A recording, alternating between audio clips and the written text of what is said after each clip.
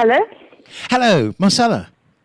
Yes, hi. Hi, at last. Marcella Puppini, how are you? I'm very well, thank you. How are you? I'm very well. I'm all the better for hearing your voice. Oh, thank you. I'm sorry you had so much trouble getting hold of me. Oh, that's okay. It's okay. So long as we've got you now, that's all that matters.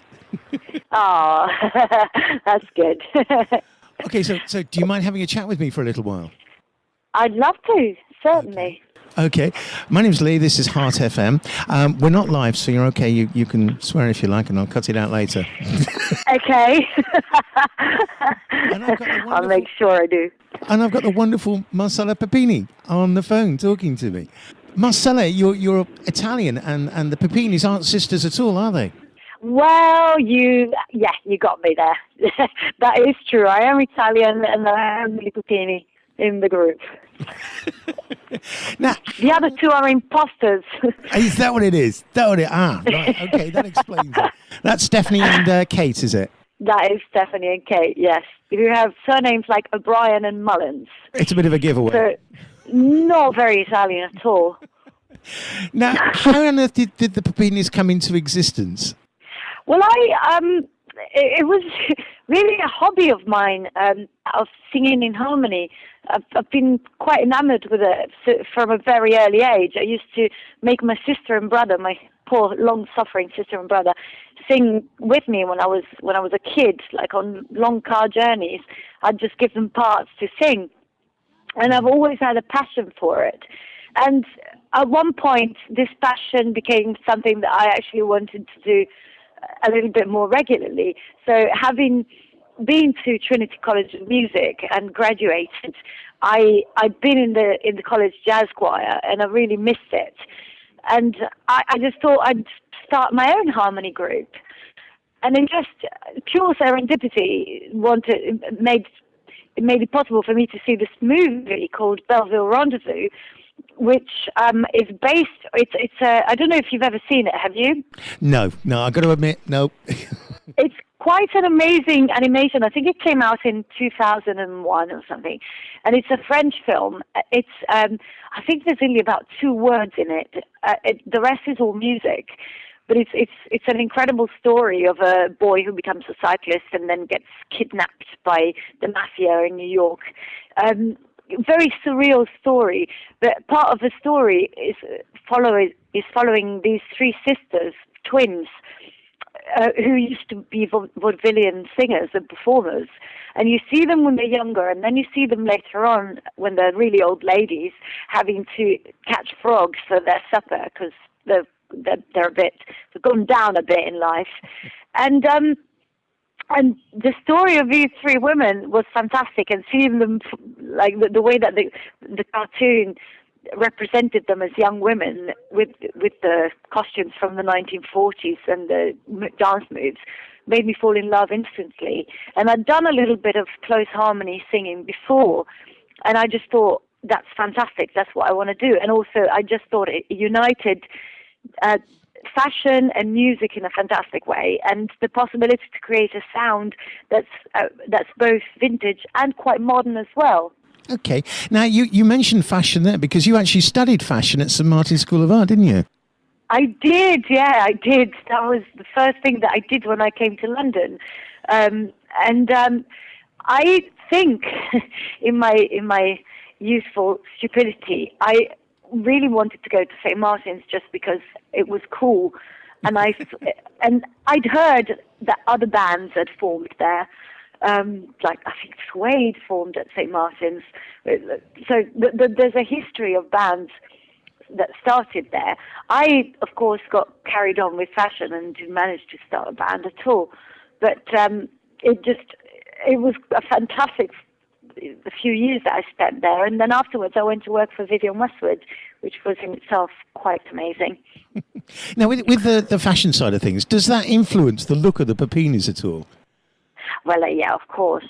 I actually think that my favorite performers are the people that think of both the visual and the the music of side of things in performance. Like if you think of David Bowie, and a lot of like Roxy Music, Sparks. I'm thinking of a lot of bands from the 70s here. I'm sure that there's examples from nearer the times now. I mean, these days, image is very important for bands as well. Think of Amy Winehouse. Well, I think Gaga is the one that everybody is sort of... Well, actually, you know what? You got me there. It is Gaga, not like Amy Winehouse. I had a much more obvious one, and I couldn't think of it. But yes, it is. Although, I mean, with Gaga, it's more the image is everything. Whereas with Amy Winehouse, I think that she's created that sort of cartoon character with an amazing beehive. But that complements the music rather than drown it. So sorry. Yeah, so it's really important for me to create a performance that unites every aspect, and we do like when we're in a gig, we also do a lot of movement. I'm quite a keen dancer, so we do a lot that's visual as well as music. Now, one of the influences that, and I suppose one of the things that you're always going to be compared to is the Andrews Sisters. How do you feel about that? Well, I mean, that's a great compliment, I reckon. They were the band that made the kind of sound that we make universal and eternal, even immortal.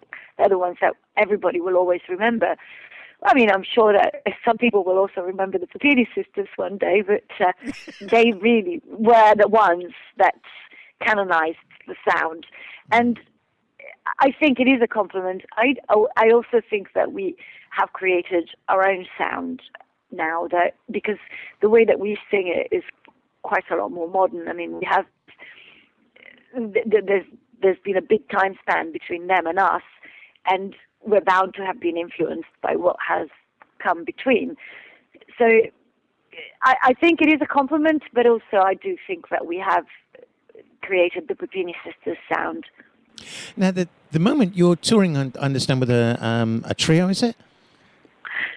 Say that again. Yeah, at the moment you're touring, or you're supported by a three-piece band, a trio. Yes, it's always been the three of us plus a three-piece band. Yeah, from the very beginning. Which, of course, is totally different to the thing that the Andrews Sisters were doing with a huge big band. Do you ever? Yeah. Do you ever want to front a big band? Well, it would be fantastic to work with a big band, but of course it's slightly more difficult. In fact, at the moment, I myself have started working as the conductor of a Russian big band.